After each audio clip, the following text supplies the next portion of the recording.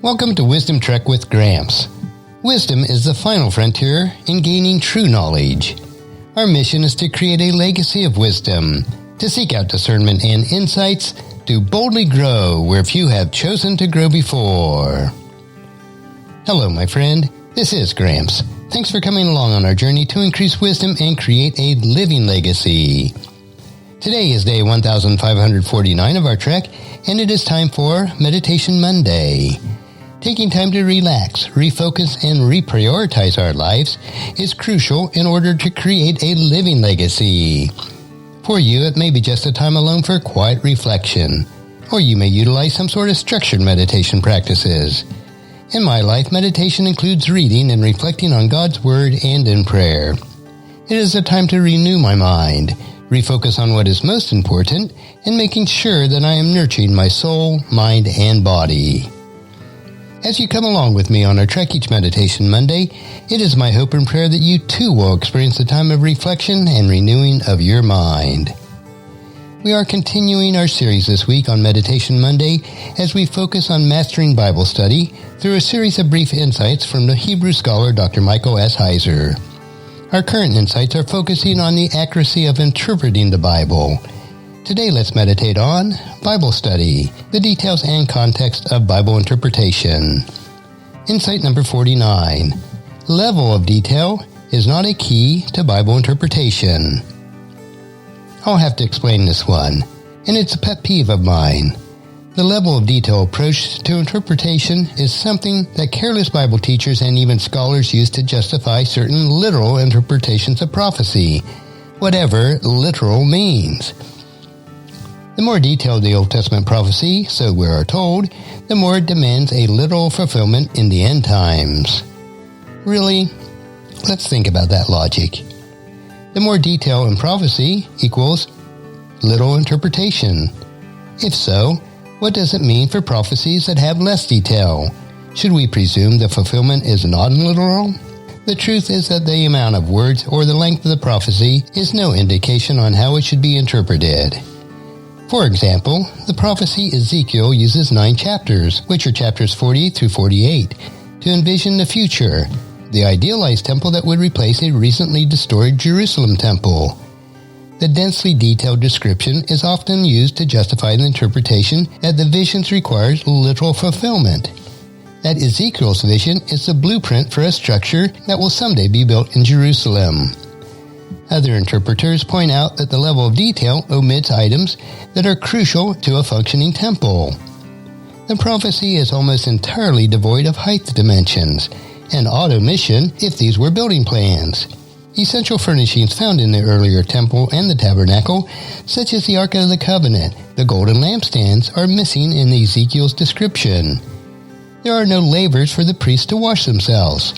There is no wall around the inner court and no roof on any part of the envisioned temple, which are both essential to preserve the sanctity of a sacred space. While 9 chapters offer a significant amount of detail, these omissions would produce an incomplete non-functional building. Detail alone cannot justify literal interpretation. Alternatively, prophecies with little more than one line were certainly envisioned as literal events.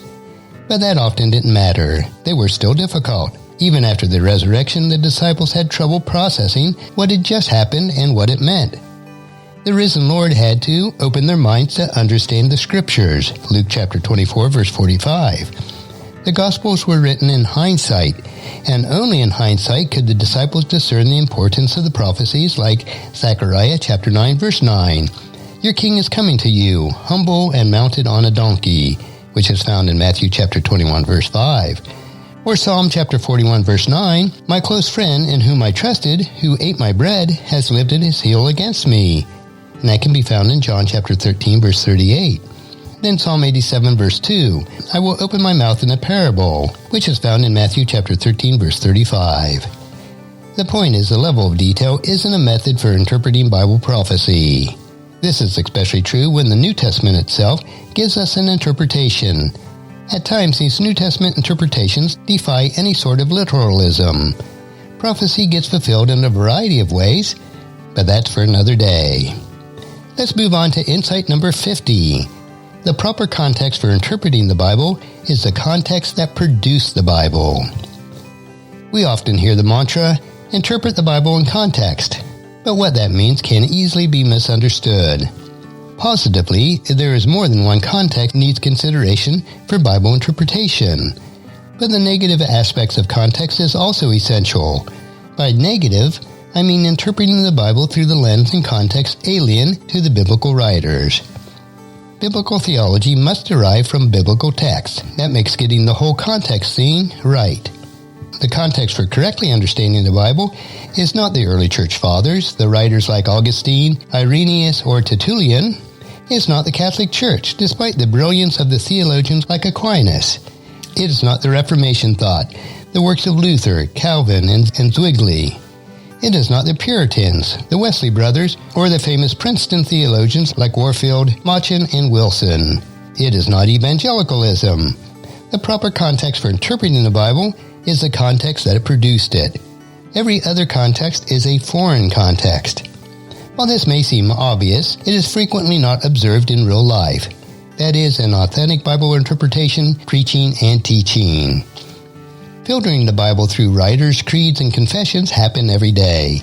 It is the biblical text that's inspired, not these other leaders and their writings. If we fail to observe this truth, we'll end up in interpretive places that inspired Bibles of the writer never intended. This is not to say that historic Christianity got everything wrong. That would be a silly exaggeration. My point is one of priority and perspective. The Bible interpretation that arose after the biblical period must take a backseat to the Bible itself. We must allow the world in which the biblical writers lived, their intellectual and cultural circumstances, to inform us about what the biblical authors wrote, how they wrote it, and why they wrote it. Only then will you be able to see the Bible as the original audience saw it. Only then can we avoid imposing foreign context on our Bible interpretation. And let's close today with Joshua chapter 1 verse 8. Study this book of instruction continually. Meditate on it day and night so you'll be sure to obey everything written in it. Only then will you prosper and succeed in all you do. And that's a wrap for today's meditation. Next week we will continue our trek on meditation as we take time in Bible study to reflect on what is most important in creating our living legacy. Thank you for joining me for this trek that we call life. Encourage your friends and family to join us and come along with us tomorrow for another day of Wisdom Trek, Creating a Legacy. If you'd like to listen to any of the past 1,548 daily treks or read the daily journals, they are all available at wisdom-trek.com. And I encourage you to subscribe to Wisdom Trek on your favorite podcast player so that each day will be downloaded to you automatically. And thank you so much for allowing me to be your guide, your mentor. But most importantly, I am your friend as I serve you through the Wisdom Trek podcast and journal each day. As we take this trek of life together, let us always live abundantly, love unconditionally, listen intentionally, learn continuously, lend to others generously, lead with integrity, and leave a living legacy each day.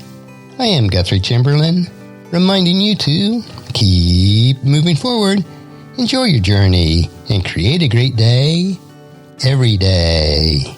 See you tomorrow.